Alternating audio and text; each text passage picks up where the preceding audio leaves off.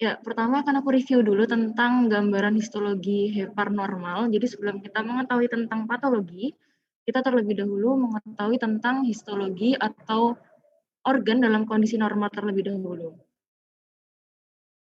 Ya, untuk kali ini akan beberapa organnya itu ada hepar, ginjal, otot skelet, dan juga kulit. Yang pertama ada hepar. Untuk kita tahu apakah ini hepar atau bukan, kita bisa lihat dari sini. Ini ada lingkaran atau namanya vena centralis. Ini paling jelas kalau di mikros. Biasanya kita membedakannya melihat dari vena centralis. Setelah itu, setelah vena centralis, di sini bisa lihat terdapat hepatosit atau sel hepar yang berjejer-jejer, atau bisa disebut dengan hepatic plate.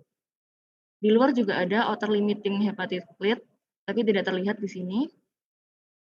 Setelah itu, di antara hepatic plate terdapat pelebaran kapiler atau yang berwarna putih ini dinamakan sinusoid. Oke, ini dalam satu lobulus hepar.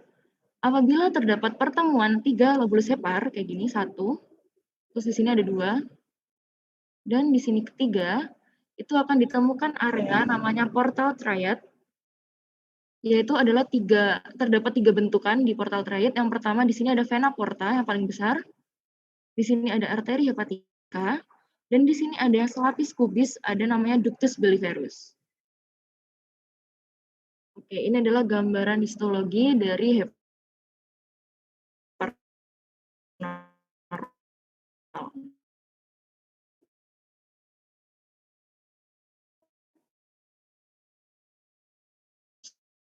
Selanjutnya kita ke ginjal. Ciri khas dari ginjal yang bisa kita lihat langsung ada.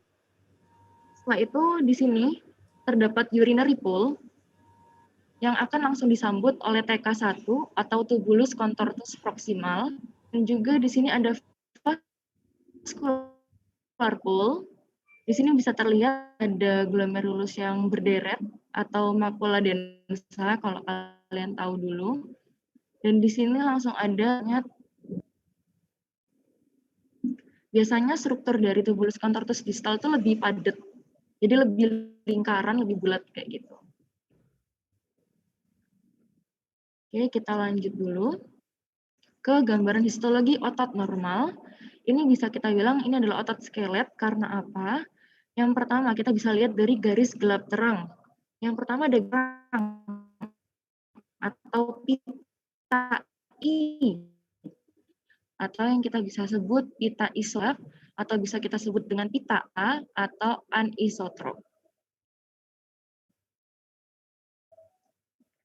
Lanjut, di sini kenapa bisa dibilang otot lurik lagi atau otot skelet? Karena intinya berada di tepi.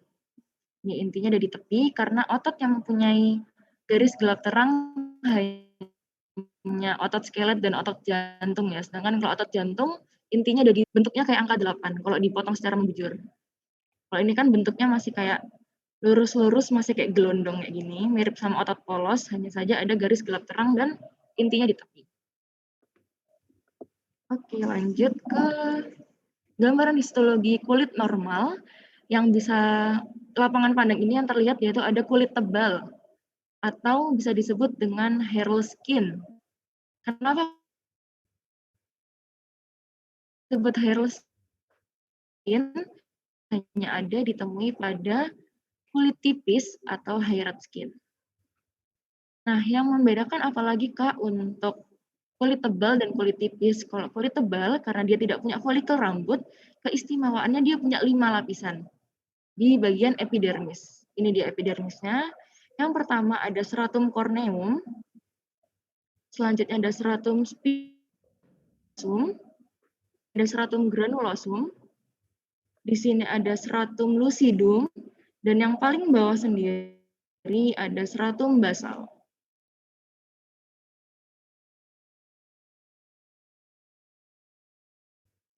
Oke, ini adalah histologi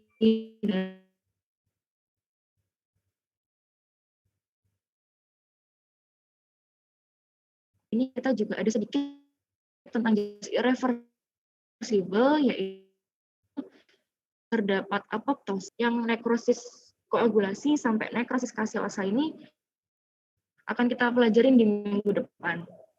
Dan selanjutnya ada autolisis postmortal. Ya, yang pertama kita lihat dulu dari jenis reversible atau bisa disebut dengan degenerasi. Yang kita pelajarin hari ini ada 3, yaitu ada degenerasi melemak atau adanya akumulasi timbunan lemak. Terus ada degenerasi hidropik atau namanya akumulasi cairan di dalam sel.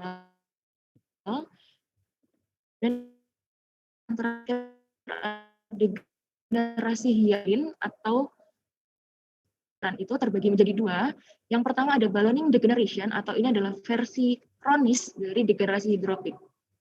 Dan yang kedua ada cloudy swelling atau versi akut dari degenerasi hidropik. Jadi kronis ini berjalannya sudah lama dan cloudy swelling ini berjalan dengan cepat. Oke, kita lanjut ke jejas reversible, degenerasi melemak, degenerasi hidropik, dan degenerasi hyaline. Yang pertama, degenerasi melemak atau kita sering menyebutnya dengan fatty change, yaitu di sini bisa terlihat organ hepar. Dari mana tahu kok ada organ hepar? Yaitu di sini. Di sini ada ductus filiferus yang menjadi ciri khas dari hepar. Terus, sebelum kita menentukan ini adalah degenerasi melemak, kita harus lihat dulu ciri-cirinya. Jadi deskripsi lesi ini adalah ciri-ciri atau lesi yang terlihat saat kalian melihat preparat tersebut. Dan diagnosa morfologi itu adalah kesimpulan dari deskripsi lesi kalian. Jadi kalian melihat dulu preparatnya, baru kalian bisa tahu itu penyakitnya atau diagnosa morfologinya apa. Tadi organnya sudah hepar. Selanjutnya deskripsi lesi, yaitu karena di sini terdapat akumulasi intraseluler lemak karena suatu terlalu banyaknya asam lemak dan terlalu sedikitnya oksidasi asam lemak, atau bisa dibilang itu yang untuk pertama ya. Yang kedua itu karena apoprotein. Jadi apoproteinnya terlalu lemah sehingga tidak bisa diubah menjadi TG dan akhirnya mengendap di hepar itu. Selanjutnya untuk deskripsi lesi, ini kelihatan ya organnya tampak mengkilat. Jadi satu, organ tampak mengkilat. Yang kedua, organ hepar tampak kekuningan. Yang ketiga, ini bisa dilihat dari ujung-ujungnya, tepi organ tampak tumpul. Dan apabila terdapat akumulasi lemak di dalam suatu organ, otomatis organ tersebut akan membesar. Ini sudah tampak menggembung ya, kayak membesar gitu. Dan yang terakhir, apabila organ itu disayat, diiris, akan mengeluarkan tampak berminyak. Jadi apabila organ disayat akan tampak berminyak. Untuk deskripsi lesi hanya perlu dijelaskan 3, tapi apabila kalian mau menulis semuanya juga. Nah, sudah ini menjadi salah satu ciri khas ya dari degenerasi melemak, yaitu warnanya kekuningan, tampak mengkilat dan berminyak ini. Berarti dapatkan diagnosa morfologinya adalah degenerasi melemak. Oke, kita lanjut ke mikros dari fatty change atau degenerasi melemak, yaitu ini bisa terlihat ada vakuola-vakuola lemak. Perlu diketahui kenapa sih kok ada vakuola lemak dan tampak jernih nih? Karena ini adalah pewarnaan HE. Ciri khas dari pewarnaan HE adalah sitoplasmanya tampak merah dan intinya berwarna biru atau berwarna basofilik dan sitoplasmanya berwarna eosinofilik atau kemerahan. Ya, ini bisa dilihat lagi organnya adalah hepar. Karena hepar secara mikros itu bentuknya heksagonal ya. Jadi kelihatan kan ini ada kayak sarang-sarang madu gini, sarang-sarang lebah tampak heksagonal. Berarti ini dapat dipastikan ini adalah hepar. Selanjutnya kita ke deskripsi lesi. Yang pertama kali terlihat itu adalah ini. Terdapat vakuola lemak yang tampak kosong. Kenapa kok bisa tampak kosong? Karena ini tadi pewarnaan HE. HE adalah pewarnaan hematoksin eosin yang dia itu memerlukan alkohol dalam pembuatan preparatnya. Sedangkan lemak itu akan luntur dalam alkohol. Jadi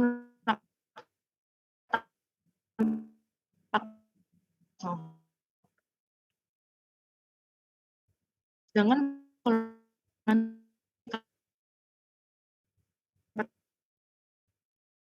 pewarnaan atau pewarnaan pas atau pewarnaan malori azan. Untuk DL yang kedua, jumlah vakuola lemak tampak bervariasi. Yang ketiga, ukuran vakuola lemak tampak bervariasi. Lanjut.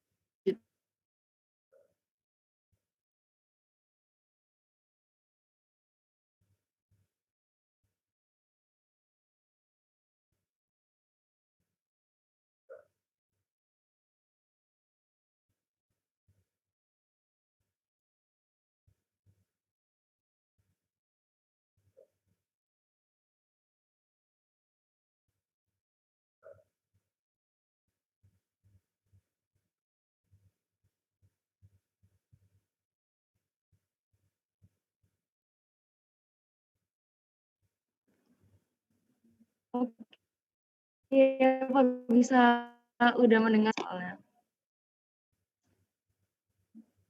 Apakah suaraku udah dengar? Sudah dengar. Dokter, saya lanjutkan nih dokter. Nggih, monggo, ayo.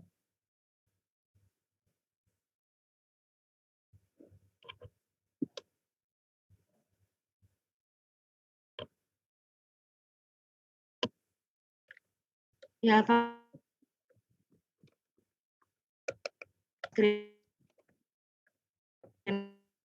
Wifi-nya enggak bagus sekali. Di kampus ya kamu? Enggak, Dok, di kampus. Oh, nang kampus. Di kampus ruangannya dibuka aja.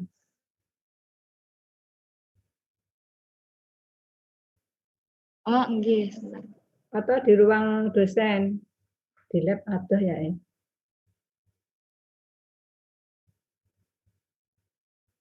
Coba pintunya dibuka aja.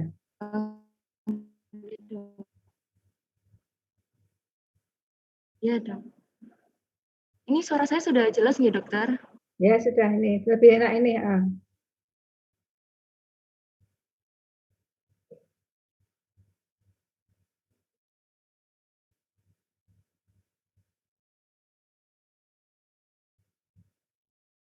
Lemak yang mikros.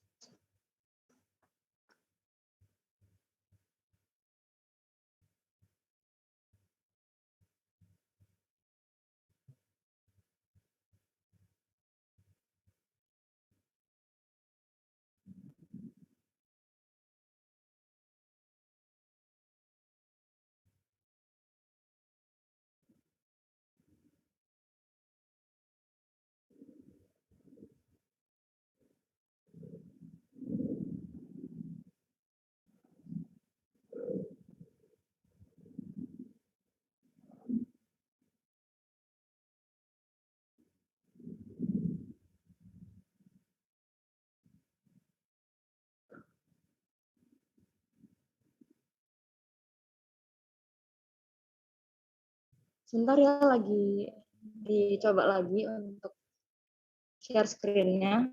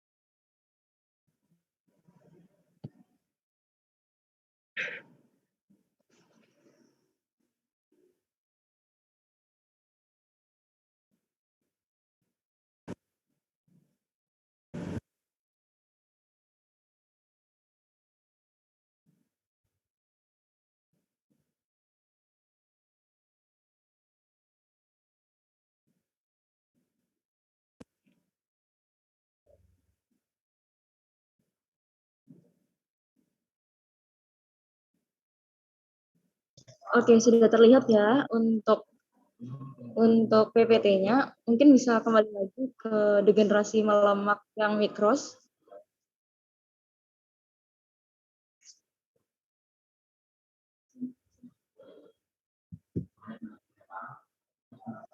Ya, sebelumnya lagi.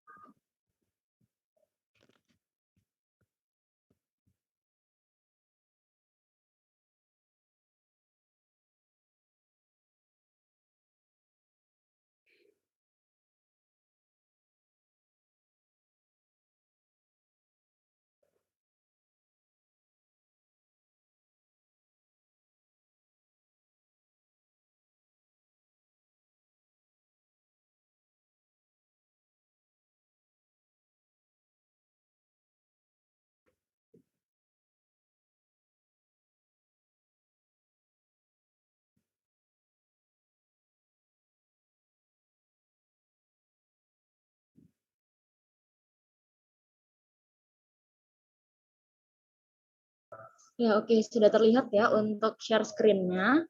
Jadi di sini aku ulangin lagi, di sini terdapat vakuola lemak pada sitoplasma hepar, dan di sini vakuolanya tampak kosong, dan di sini jumlah dan ukuran dari vakuola lemak bervariasi, dan yang perlu dilihat lagi di sini terdapat inti selnya terdesak ke tepi, karena sitoplasmanya kan udah bolong, udah kosong, jadinya mendesak inti untuk ke tepi. Dan untuk diagnosa morfologinya, degenerasi melemak atau VTT. Mungkin bisa di next slide.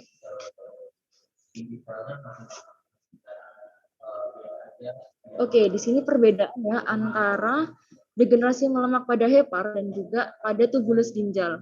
Untuk DL-nya sama, tapi perlu dilihat untuk degenerasi melemak yang di hepar, yang di sebelah kiri, ini adalah kondisi kronis dari degenerasi melemak pada sel hepar atau bisa disebut dengan steatosis. Dan di sini pada tubulus ginjal, DL-nya juga sama. Yang pertama terdapat vakuola lemak pada tubulus ginjal. Vakuola lemaknya tampak kosong, ukuran dan jumlahnya bervariasi, dan juga inti dari sel tubulus terdesak ke tepi.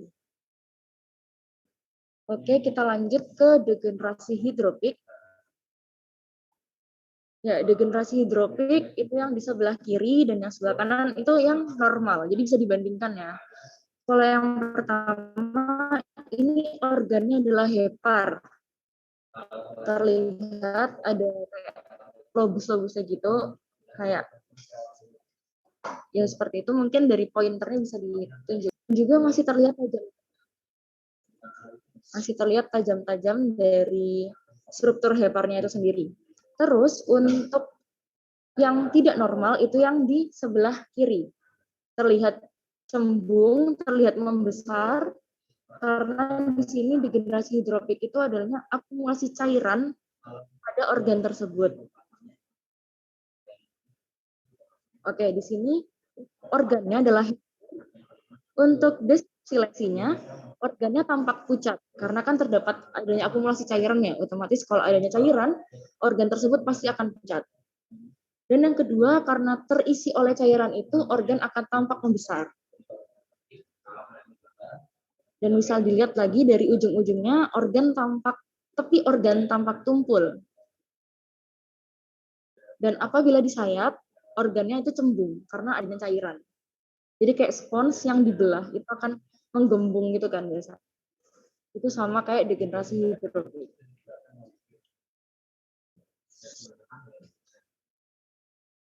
Dan diagnosa morfologinya ada degenerasi hidropik. Oke, selanjutnya ada degenerasi hidropik cloudy swelling atau versi akut dari degenerasi hidropik. Jadi yang pertama kita lihat dulu, ini adalah organ hepar. Terlihat dari struktur hepatositnya ada heksagonal, berarti itu adalah hepar. Selanjutnya untuk deskripsi lesi kita bisa melihat terdapatnya akumulasi air pada sel hepar. Jadi ini bisa dilihat ya, ada yang berwarna lebih pucat dan ada yang berwarna gelap. Nah, yang berwarna lebih pucat ini, daerah yang lebih pucat, ini adalah yang terkena degenerasi hidropik. Jadi bisa terlihat kalau sel-selnya itu tampak membesar, terus terdapat adanya cairan yang keruh, dan inti organnya masih normal. Jadi kalau kita lihat, kita deskripsikan, yang pertama ada terdapatnya akumulasi air pada sel hepal atau akumulasi cairan pada sel hepar atau hepatosit. Sitoplasmanya tampak keruh. Apabila terdapat akumulasi cairan, otomatis sel hepatositnya membesar.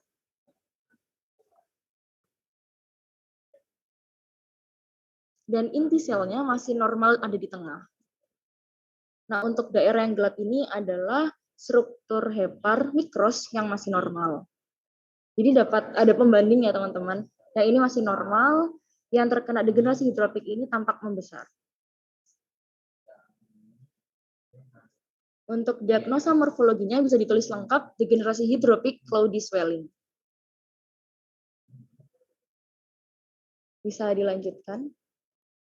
Ya, ini adalah degenerasi hidropik yang ballooning degeneration.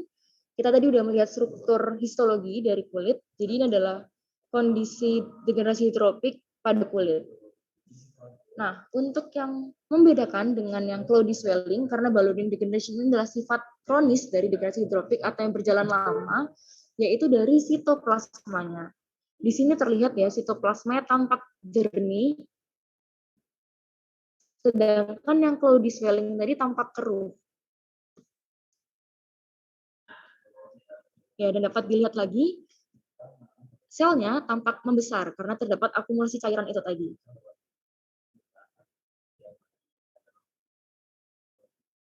Dan di sini juga masih terlihat inti selnya masih normal, belum ada yang gepeng-gepeng atau terdesak ke tepi, jadi inti selnya masih normal. Dan mungkin untuk sekedar pengetahuan aja, untuk yang ditunjuk anak panah ini adalah inclusion bodies akibat virus cacar atau virus pox. Untuk diagnosa morfologinya ada degenerasi hidropik, ballooning degeneration. Jadi kalau kalian menuliskan yang makros cukup degenerasi hidropik, tapi kalau yang mikros harus lengkap. Dilihat dari sitoplasmanya itu tadi. Degenerasi hidropik, cloudy swelling, atau yang ballooning degeneration.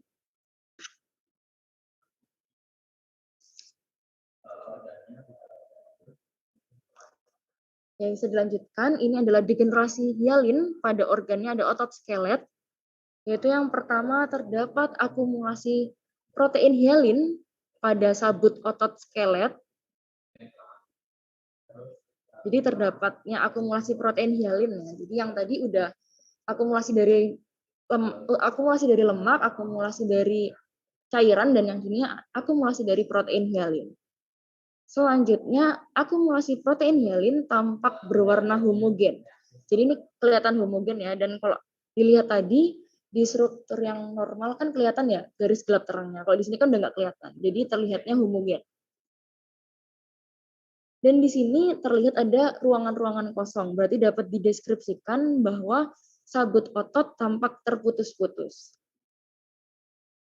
Ya, ini bisa terlihat diputus-putus ini karena ada suatu bakteri yang dapat melisiskan enzim gitu. Akhirnya ototnya lisis. Makanya terbentuk ruangan-ruangan kosong kayak gitu. Berisi gas. Tapi hanya untuk pengetahuan aja ya teman-teman. Jadi tadi yang pertama udah terdapat akumulasi protein hialin, yang kedua akumulasi protein hialin tampak homogen, dan yang ketiga sabut otot skelet tampak terputus-putus. Dan ini tergantung dari preparat yang kalian dapat ya teman-teman. Kalau misalnya emang sabut ototnya tidak terputus-putus, jangan ditulis terputus-putus. Apabila tidak ada ruangan kayak gini, jangan ditulis ada ruangan. Tapi mungkin ini kalau kalian menggambarnya nanti pakai ini, bisa ditulis juga terdapat ruangan kosong di antara sabut-sabut otot.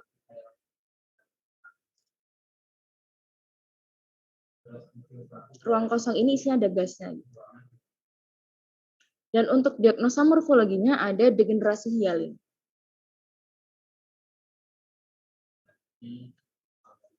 Bisa dilanjutkan. Ya, ini ada jejak irreversibel, yaitu nekrosis, apoptosis, dan autolisis postmortem.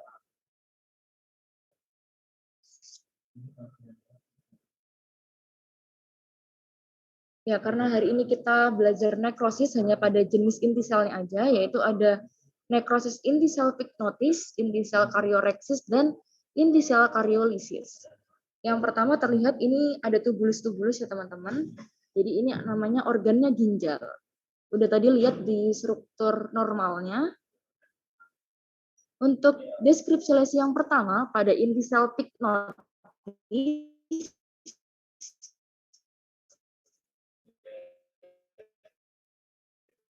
mungkin pointernya bisa menunjukkan di sebelah kiri tanda panas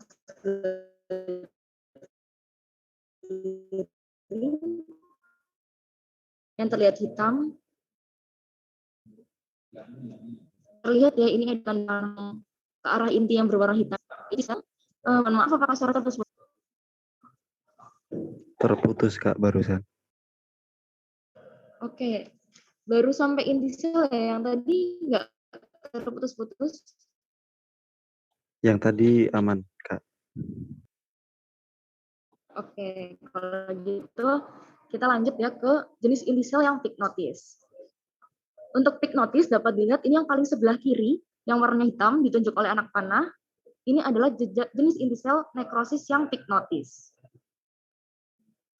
Untuk deskripsi lesinya, yaitu inti sel mengalami kondensasi atau pemadatan. Yang kedua, karena inti sel ini mengalami kondensasi atau pemadatan, otomatis ukuran inti sel ini akan mengecil. Dan yang terakhir, kalian bisa lihat sendiri dari warnanya, inti selnya berwarna lebih gelap daripada yang lainnya. Ya, ini tadi adalah inti sel yang pyknotis. Sekarang kita cari yang karyoreksis.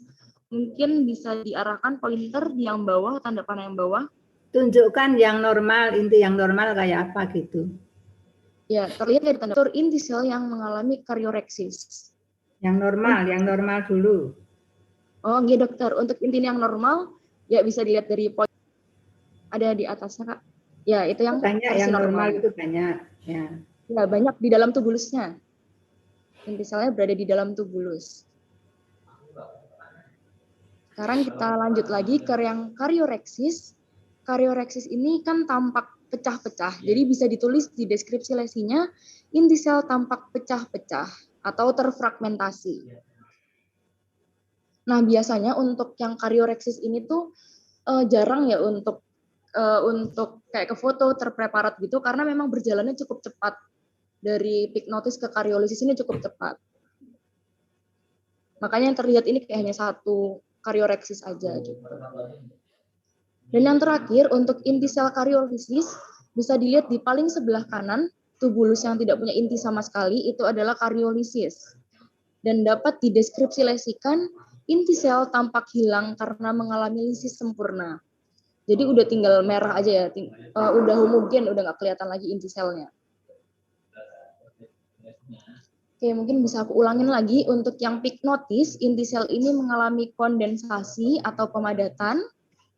Ukuran inti sel mengecil dan juga tampak berwarna lebih gelap.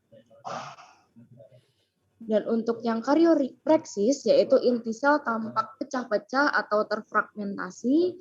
Dan yang terakhir ada karyolisis, yaitu inti sel tampak hilang karena mengalami lisis yang sempurna. Oke, ini untuk diagnosa morfologinya bisa ditulis satu-satu ya nanti. Dan untuk gambarnya nanti di laprak cukup satu gambar, tapi mencakup tiga jenis inti sel. Oke, mungkin bisa lanjut ke apoptosis. Apoptosis ini adalah kematian yang terprogram, jadi sifatnya tidak ada sel radangnya. Bisa dilihat ini ada namanya bursa fabricius, pada hewannya itu unggas biasanya bursa fabricius. Ini bisa dilihat lagi untuk deskripsi lesinya, terdapat bentukan apoptosis bodies menggunakan pewarnaan apoptek. Ini kalau dilihat di tanda panah, nah itu dia apoptosis bodies-nya. Atau bisa disebut badan apoptosis juga bisa, disebut apoptosom juga bisa. Yaitu tadi yang dilingkarin oleh pointernya. Selanjutnya udah kelihatan lah ya, warnanya agak lebih gelap, jadi bisa dideskripsikan juga. Sel yang mengalami apoptosis tampak berwarna gelap atau berwarna lebih gelap juga boleh. Selanjutnya, selnya tampak terfragmentasi atau pecah-pecah.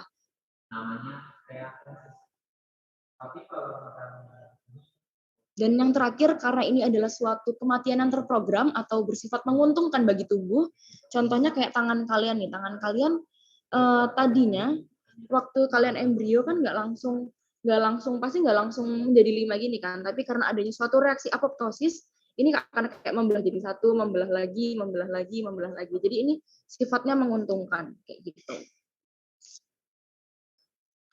Karena sifatnya menguntungkan dan juga ini dibutuhkan oleh tubuh, jadi tidak adanya sel radang, tidak terlihat sel radang ya di sini. Aku ulangin lagi, di sini terdapat bentukan apoptosis bodies atau badan apoptosis atau apoptosom.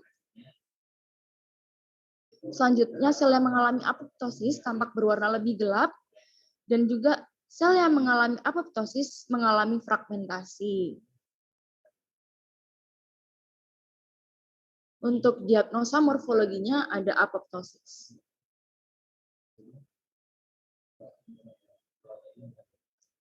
Ya, ini adalah yang terakhir, yaitu ada autolisis postmortal. Di sini versi makrosnya organnya adalah hepar. Untuk yang di sebelah kanan itu namanya autolisis postmortal bile inhibition. Untuk yang di tengah ini adalah hepar secara yang normal. Dan untuk di yang paling kiri ini autolisis postmortal yang softening. Sekarang kita ulang satu-satu. Untuk yang bile inhibition ini biasanya itu karena rembesan dari cairan empedu itu sendiri di hepar. Jadi bisa dideskripsikan, yaitu pertama, organ tampak kehijauan karena terdapat rembesan dari cairan empedu tadi. Selanjutnya, terdapat infiltrasi cairan empedu pada permukaan organ.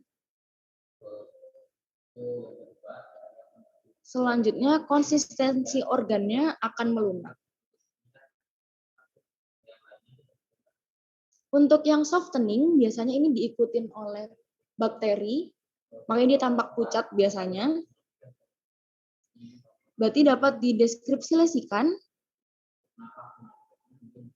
organnya tampak pucat. Selanjutnya, konsistensi organnya itu lunak, sama seperti yang bile inhibition tadi. Dan yang terakhir, organnya ini rapuh. Nah, untuk sekedar pengetahuan, autolisis postmortal ini itu didapatkan ini organ yang didapatkan dari hewan atau manusia setelah kematian somatiknya dia. Makanya disebut dengan autolisis postmortal atau postmortem. Untuk diagnosa morfologinya ada autolisis postmortal.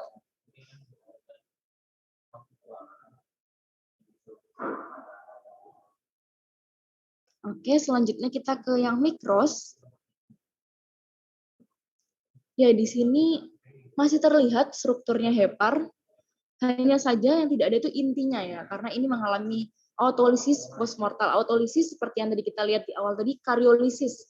Hampir sama, tapi ini pada keseluruhan organ. Karena ini didapatkan pada organ yang memang hewannya sudah mengalami kematian yang somatik. Jadi organnya hepar, untuk deskripsi lesinya, inti sel tampak lisis menyeluruh. Bisa dilihat kan udah nggak ada inti selnya lagi, udah homogen semua. Jadi dapat dideskripsikan inti sel tampak lisis menyeluruh. Setelah itu jaringan tampak homogen. Jaringan hepar tampak homogen. Selanjutnya tidak ada sel radang, dan karena masih dapat dilihat ini strukturnya hepar, jadi organ masih dapat dikenali. Untuk diagnosa morfologinya ada autolisis postmortal. Jadi untuk yang di mikros, kita nggak ada yang softening, nggak ada yang bell inhibition, jadi cukup menulis aja autolisis postmortal. Bisa di next. Ya, ini masih bisa dilihat juga struktur tubulus-tubulus, yaitu organnya ada ginjal. Untuk deskripsi lesinya juga sama kayak yang tadi di hepar. Yang pertama, inti sel tampak lisis menyeluruh. Karena lisis menyeluruh, otomatis jaringannya tampak homogen.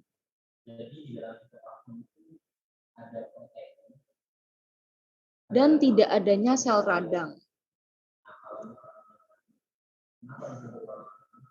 Karena tadi kita masih bisa tahu ini ada tubulus-tubulus, berarti organ masih dapat dikenali.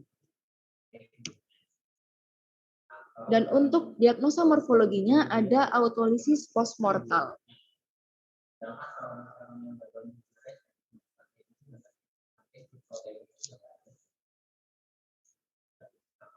Oke, sekian.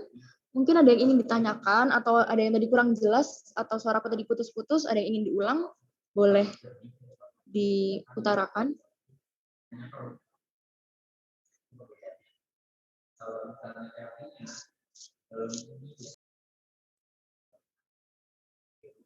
Izin bertanya, Kak.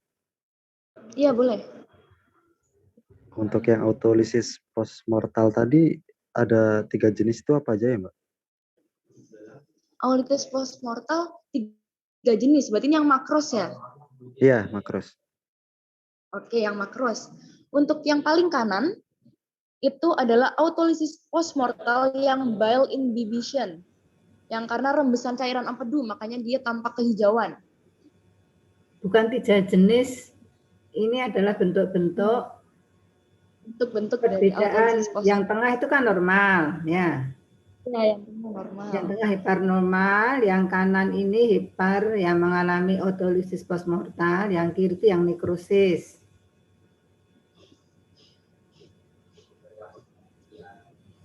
Ya, yang sebelah kiri nekrosis. Atau autolisis. Ini kan ada foki-foki nekrotik yang putih-putih ini ya. Ini ya, dokter. Ini yang nekrosis. Yang autolisis postmortal yang hijau itu ada inhibisi empedu. Iya. Yang tengah potongan dari hepar normal.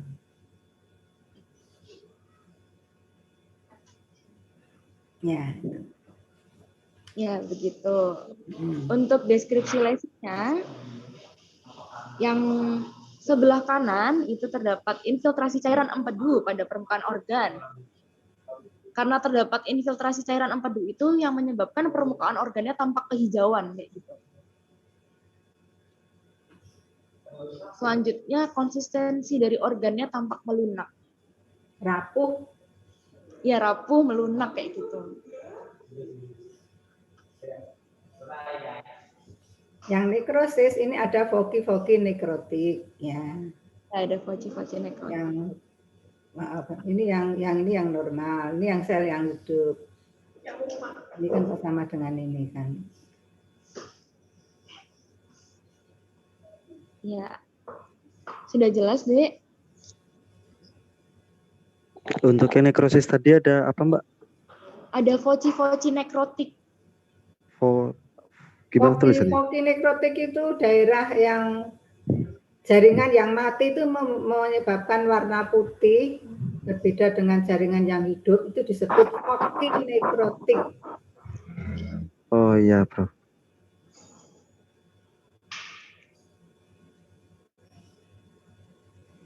Oke, mungkin ada yang ingin ditanyakan lagi atau ada yang kurang jelas?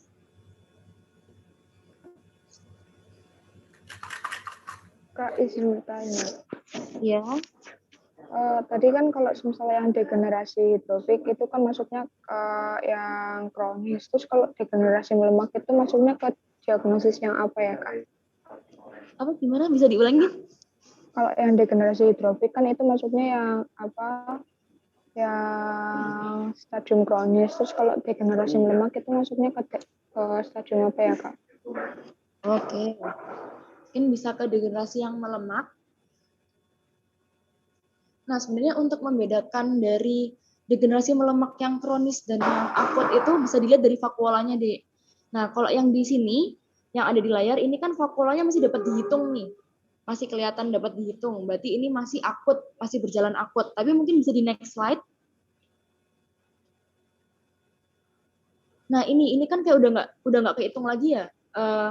Bolong-bolongnya udah kosong-kosong semua, kelihatan putih-putih. Nah, ini adalah yang bersifat kronis atau biasanya disebut dengan steatosis. Ringan dan berat gitu aja. Ya, ringan dan berat gitu. Yang ringan itu cuma sedikit, kalau yang berat itu hampir semua hampir semua mengalami degenerasi.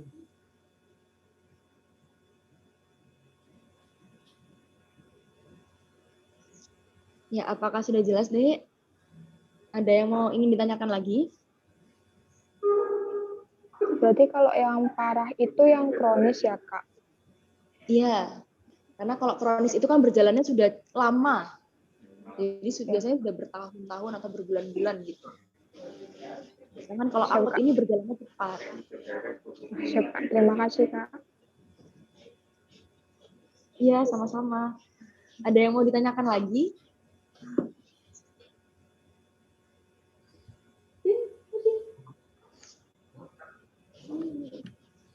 Sepertinya tidak ada. Mungkin dari Dokter Arimbi ada yang ingin ditambahkan, Dok?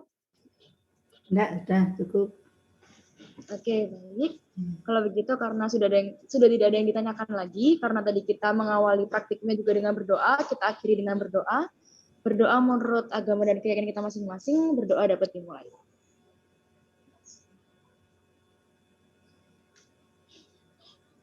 Ya, berdoa dapat dilanjutkan di lain waktu. Terima kasih, jangan lupa lapraknya dikerjain, dikumpulin hari Kamis jam 12 siang di asdosnya masing-masing. Mungkin bisa diinfokan minggu depan, mungkin minggu ini mungkin bukunya udah selesai. Nih, baik dokter. Untuk linknya nanti menyusul, akan dibantu dari asisten dosen untuk mengirimkan link pemesanannya, Dok. Ya. Oke, makasih semuanya. Boleh. Mungkin lebih kurangnya mohon maaf. Wassalamualaikum warahmatullahi wabarakatuh. Boleh meninggalkan. Ya, terima kasih semuanya. Terima kasih. Maaf ada keterlambatan buku ya. Nih, dokter. Terima kasih, dokter. Ya. Terima kasih, Kak. Terima kasih, Dok. Terima kasih, Kak. Terima kasih, dokter.